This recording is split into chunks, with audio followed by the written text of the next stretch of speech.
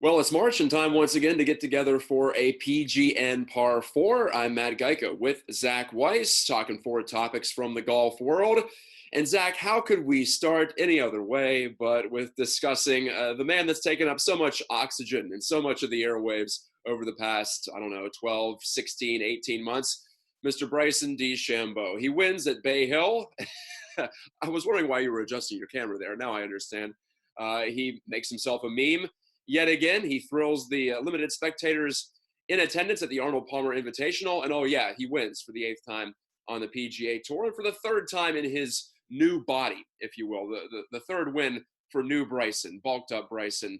And I'm left to wonder as we start the show today with topic number one, is there any real rival for top attraction in the game right now? I'm not saying he's the best player in the game. I'm not saying he's the biggest celebrity in the game. But as far as what he does on the course and drawing eyeballs and drawing attention, I have a hard time picking anybody over BD, as it were, going into the Players' Championship here. Yeah, you have to agree. I mean, there's maybe better follows. I mean, you follow Tiger Woods just out of habit, just because he's Tiger Woods. You don't know what he's going to do. You follow Phil Mickelson because you know he's going to drive it 50 yards well to the left, but he's going to find a way to make his par. And it's that amusement of what happens in between the ears and in between that drive and that miraculous up and down that makes Phil such a fun watch. But right now, I mean, it has to be unrivaled. I mean, Dustin Johnson's number one, but you kind of know he's going to shape his golf ball 300 something yards into the fairway. He's going to find an iron to 20 yards. He's going to make the putt when he needs to make the putt.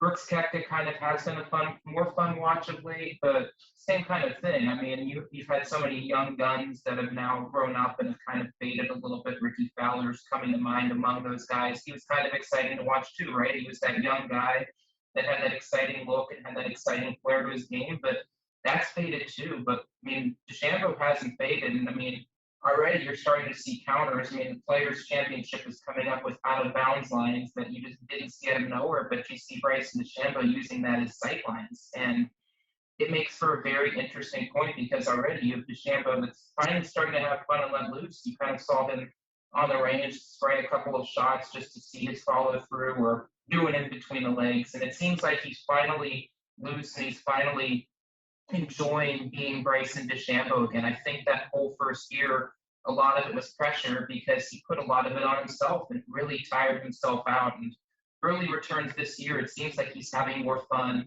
It seems like it's not as willingly chancy. I mean, he still takes those chances like he did on six, again, the fist pump from earlier. But I mean, what the guys did was he knew that when it was downwind, that was a possibility. Otherwise, he stuck with his original game plan. So is he still a little bit of a quote unquote maverick? Sure.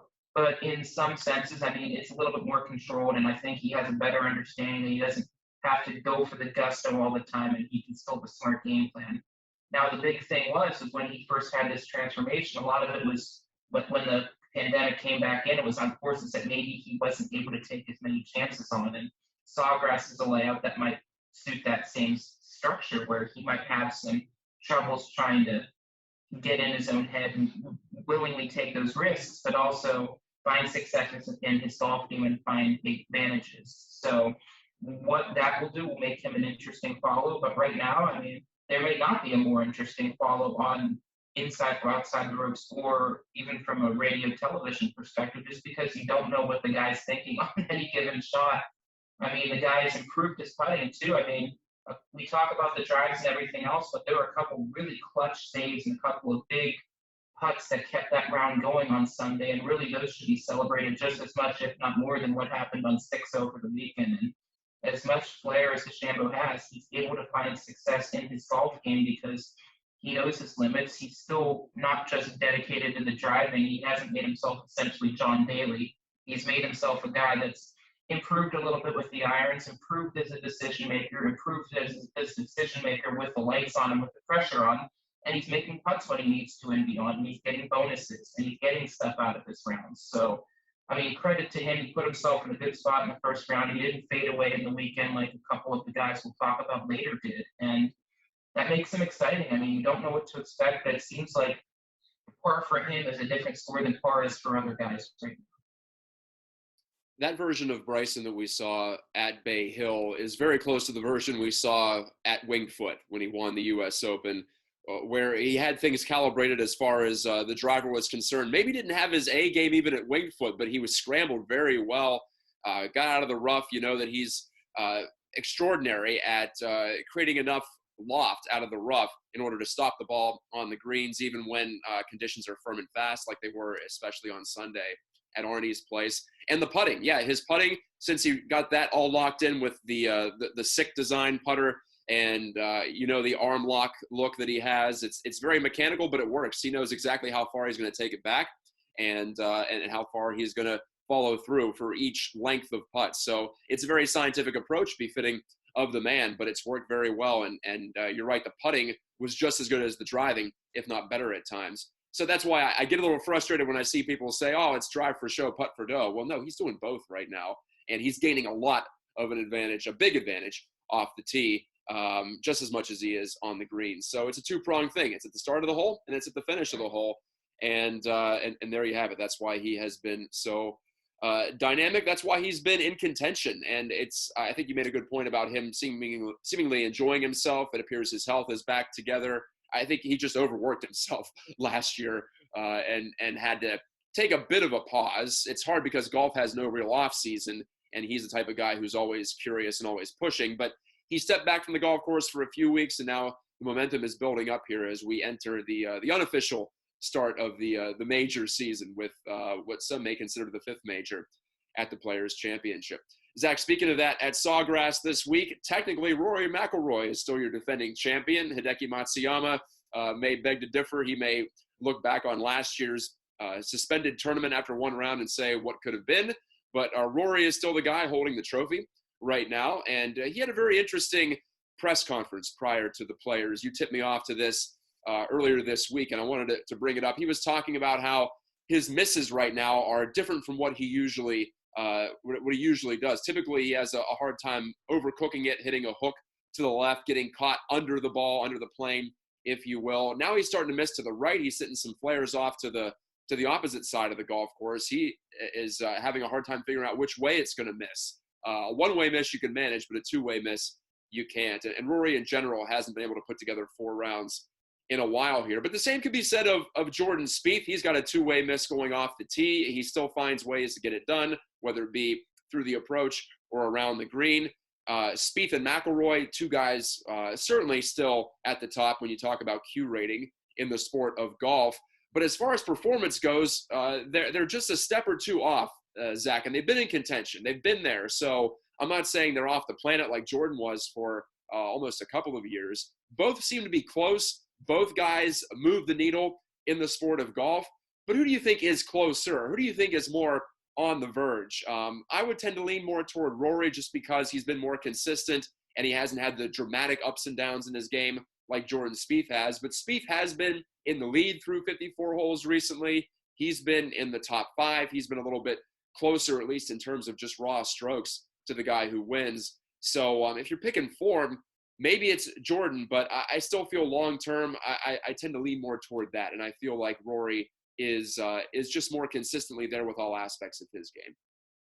I think you're right on that, Matt. I think that as intangibles go, I think you're going to see Spieth win before McIlroy wins. But I think McIlroy is more likely to have a good week coming out of nowhere, whereas Spieth kind of has to string together stuff to get his confidence going. I think that's really how it goes. I mean, McIlroy's seeing so many things in reverse right now. I mean, his swing is a total 180 from what it was when he was younger and he was finding success, and a lot of that is injury-based. I mean, he rattled off in his press conference, look, from 2010 to 2011, I had to rededicate myself to fitness. I mean, I had an ankle injury in 15, I had a rib injury in 17, and when you have to protect those things, the golf swing has to get a tweak or two, and when you add the tweak or two that he already had to those injuries, now all of a sudden you're compensating. And when those swing thoughts to protect yourself are in your head, whether you admit it or not subconsciously, it's very possible that that could lead to a two-way miss. And it's something Hank Haney talked a lot about with Tiger when those two were together, with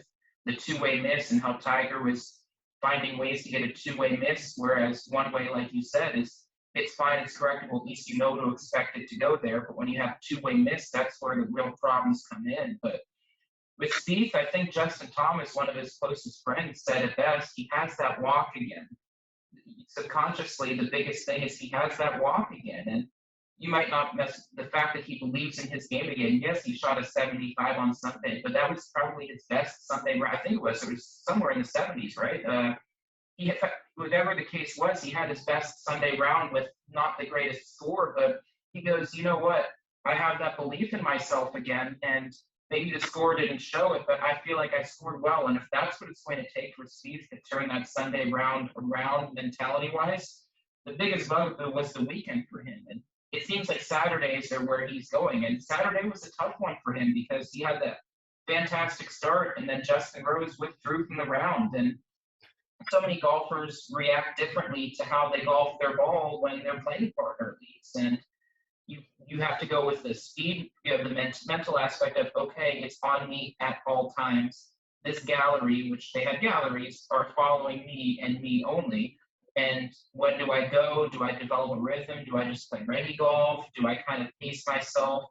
Those thoughts go within your head. I think you saw Spieth kind of have that little inner dilemma within himself on Saturday after such a good start, which included that hole-in-one, which included some brilliant golf shots and some shot making. And then you had Spieth, who admittedly said after the presser, there was just, I caught up with the group, and I just didn't, in front of me, and I just didn't know what to do, and I kind of got a little bit lost. I lost my rhythm out there. And it's always fascinating to watch golfers, whether they just make the cut and they're a single, or if you have a withdrawal and there's a single, just because you want to see what their pace is. And sometimes they want to go faster because they're used to playing home games and they're used to playing by themselves. But Spieth is someone that doesn't usually like golfing by himself back at home.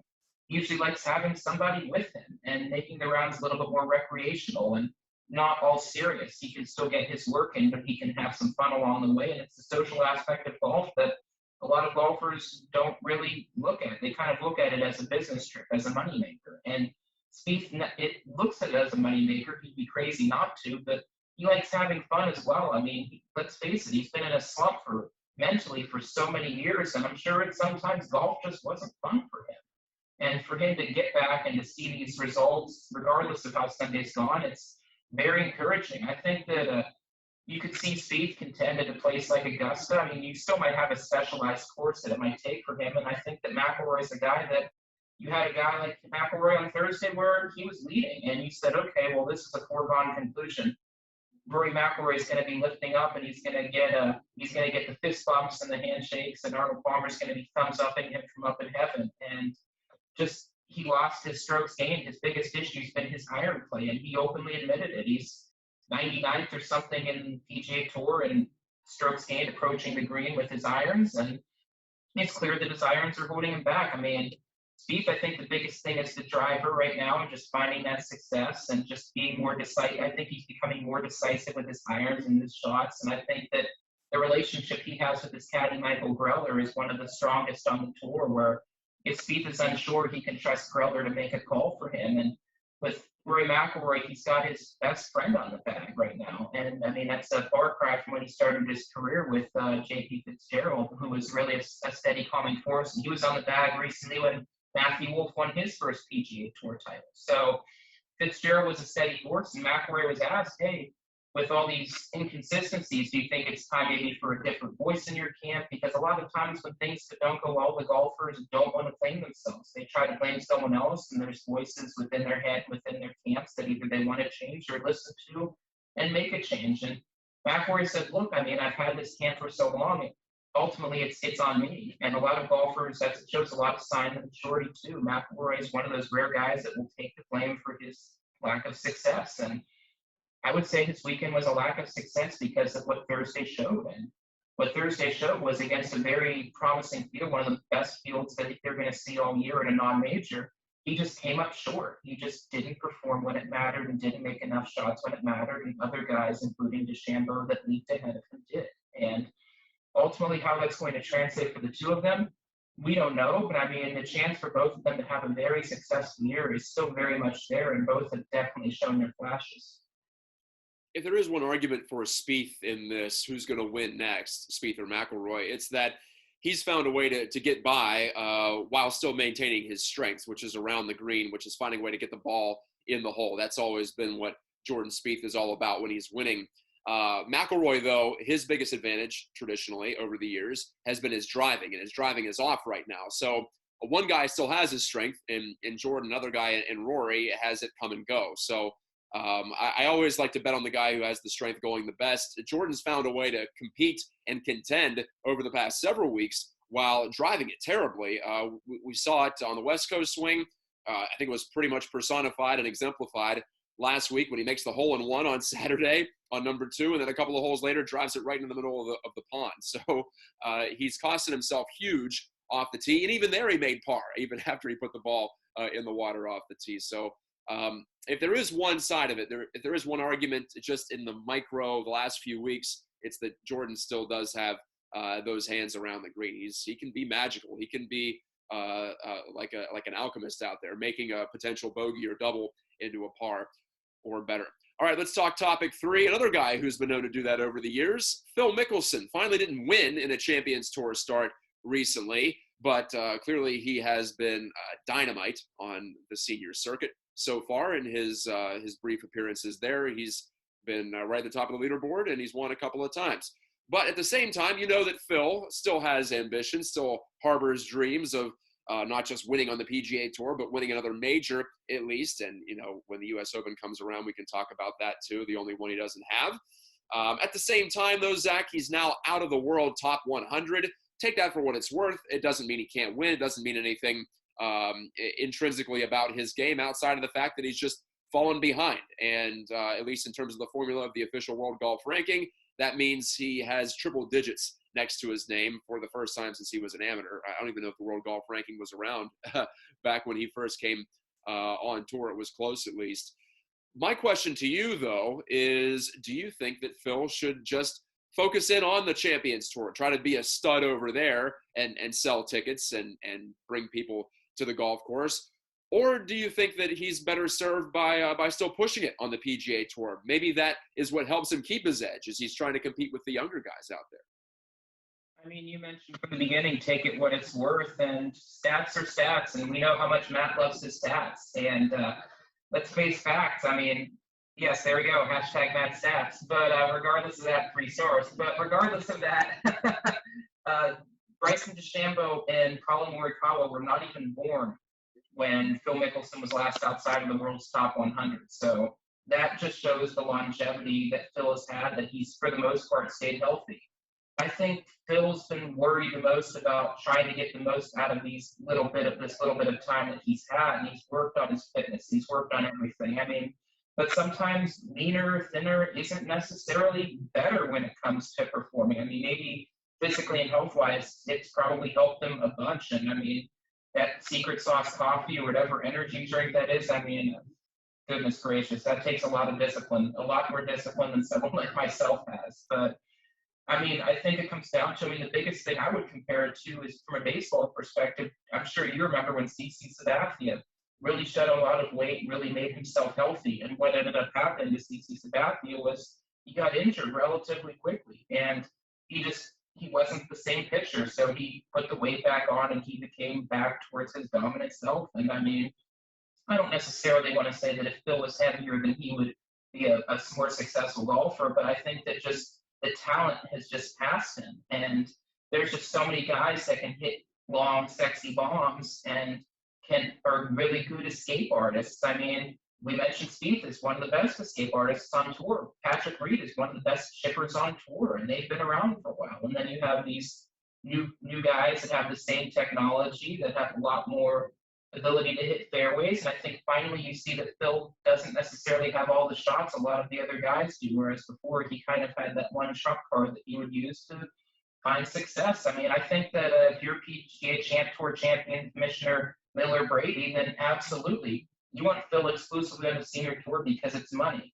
I think Phil realizes that if he finds a way to finish in the top 25, it's the same as if he won a PGA Tour Champions event. And I think that from a Mickelson perspective, I think he sees the top 25 as there. And then you have all of his endorsements on top of that. I mean, he had missing and made for a while. I mean, who could forget the dancing and the worm and all the belly flop and all the gyrating? I mean, I'm sure that Amy Mickelson didn't forget any of that.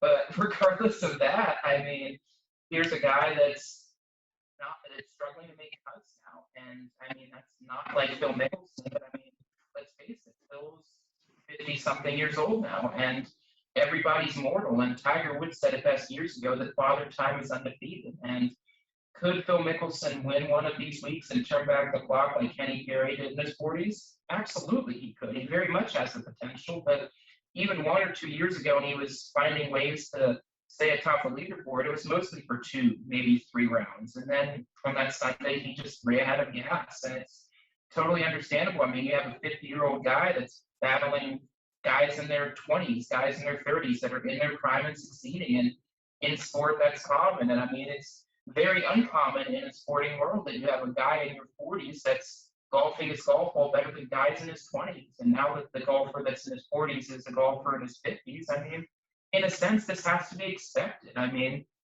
Phil's still going to thrill. There's courses that are going to suit his eye, that are going to allow him to find success, but it's going to be fewer and far between just because you have guys like Bryson that are so revolutionary that are willing to try things.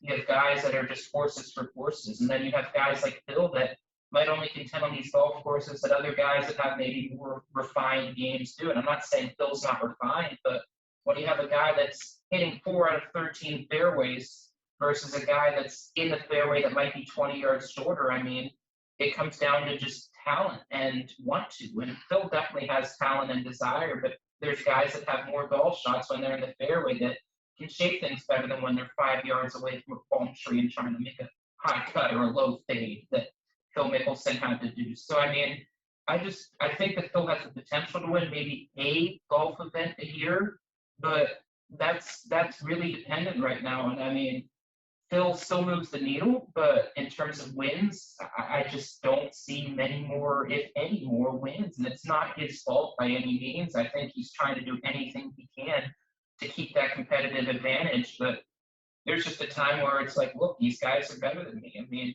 but he wants to be competitive. It's the same dilemma that Davis Love had. It's the same dilemma that Steve Strickers had. It's the same dilemma a lot of guys in their 50s have had. And Phil's just such a competitor, such a gamer. But at some point, the game in his eyes will pass him by, and he'll play the majors. He'll play Augusta till however long he wants to play. I mean, he's won the thing multiple times. But, I mean, the way that it is, I mean, you can see Mickelson probably do maybe the majors and maybe a stop or two, maybe like a top of the rock, where he can play with a buddy on the par 3 and then just like he did last year, where he played that one special, the par 3 event, he won that, and then he moved on to the PGA Tour stop. And I mean, I think realistically that's what you're going to see for the next 2 or 3 years. And I think finally come around 55, I think Mickelson's going to say, look, it's just not working.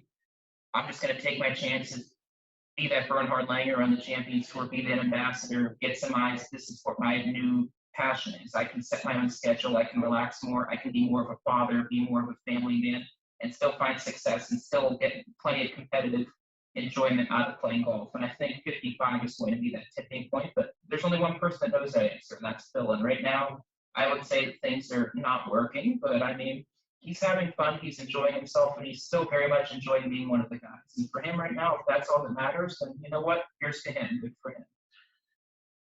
Phil is 50 years old, soon to be 51. So I think that's what it comes down to for me. I give him a lot of credit for trying to add distance. He has added distance, just not enough distance to really make it a huge difference, a huge advantage in the vein of a Bryson DeChambeau. And he's definitely gotten a lot healthier. I know that probably helped his endurance on the course. So he's done some things to try to extend his longevity. But it's the fact of the matter. It's hard to win at age 50 or even around it. In fact, back 30, 40 years ago, he would have been considered over the hill at 40 years old. So, this is a part of, I think, the modern push to extend primes in athletics in general and golf. I think we're going to see guys like Phil, and well, hopefully Tiger, if he gets back on his feet here, be able to compete and be able to still thrill on the PGA Tour into their 50s. But if I'm Phil, I'm wondering, maybe I just play 2 or 3 for every one, 2 or 3 on the Champions Tour for every one on the PGA Tour, build up some confidence. I wonder if in pursuing that edge and trying to compete with the best,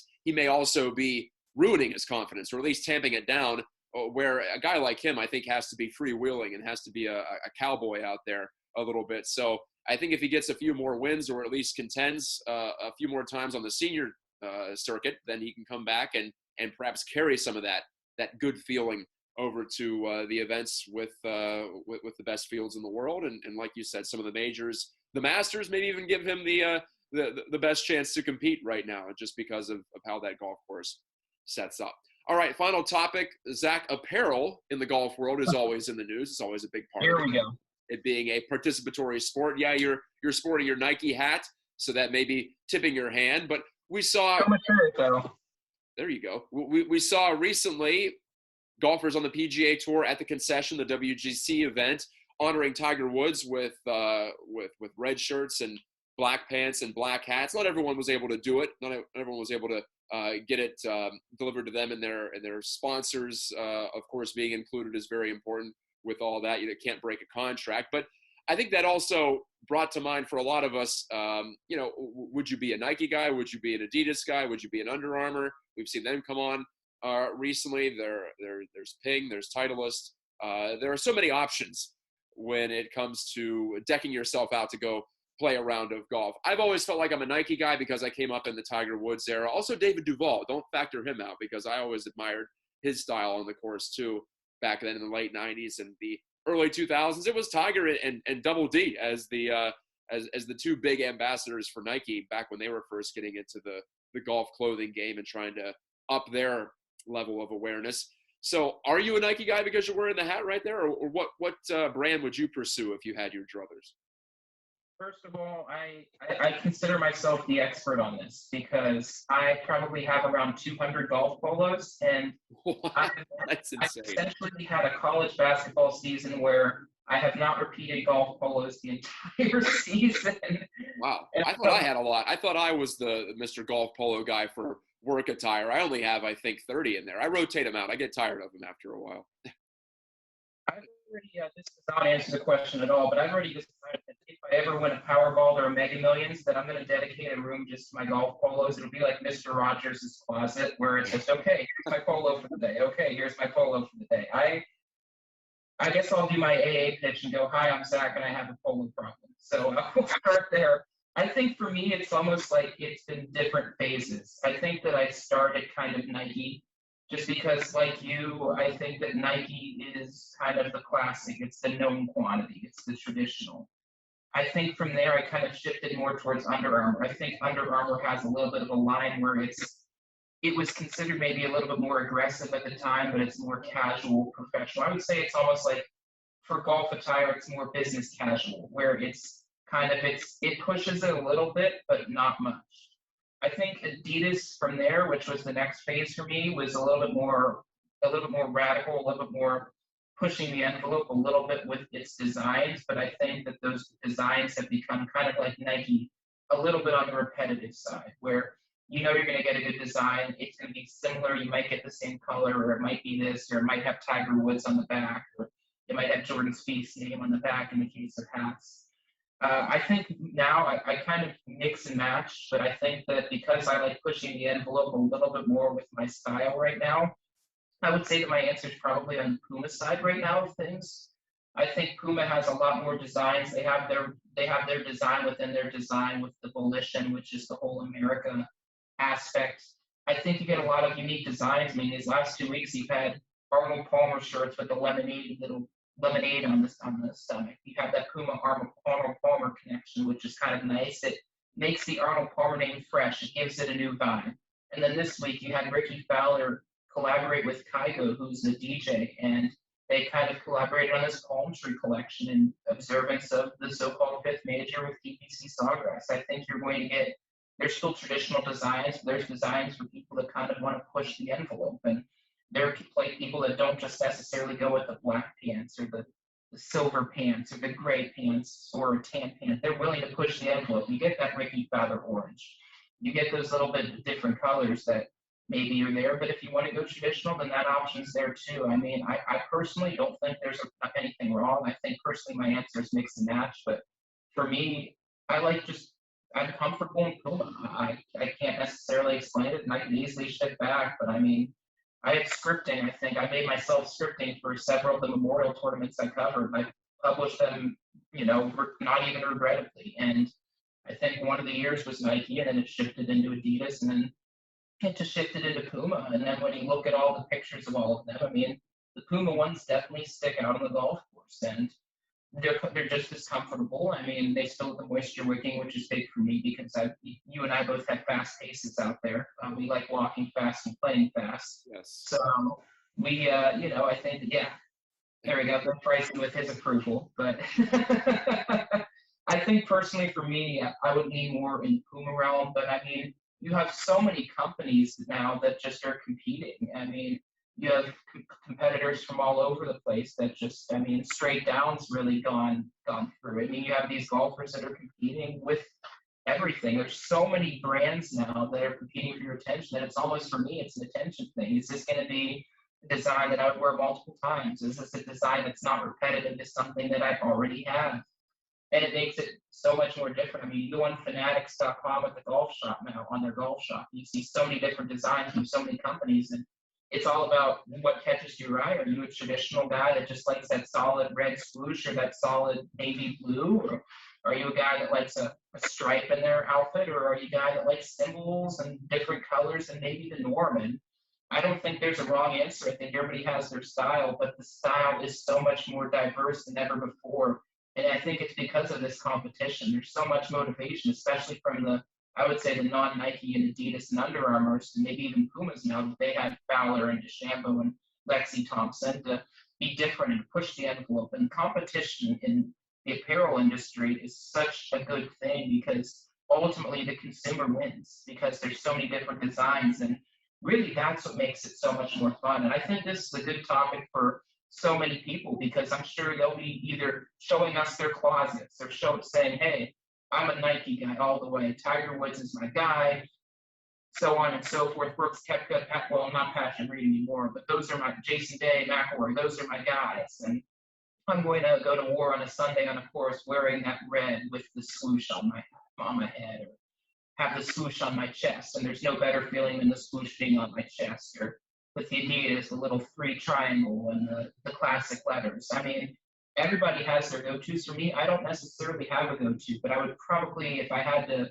pick something, I'd probably go Puma because I love wearing my pink and blue, or my blue and pink, or purple and yellow. And literally, I have a Roy G. Biv closet, which Matt has seen. So I'm Team Roy G. Biv, so I'm going to go Team Puma, but I don't think that there's a wrong answer at all. Puma's up there for me. I have a few Puma shirts and shorts and pants.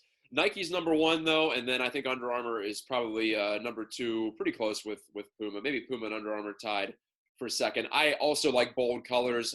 I don't like a lot of busy patterns, but I like colors that stand out. I like to obviously match if I can. I suppose it's up to the beholder whether I actually pull it off. But I do like the daring looks, but I don't want to see maybe too many colors. I'm more like a one color type of a guy when it comes to shirts. Bright definitely is an advantage when it comes to getting my attention.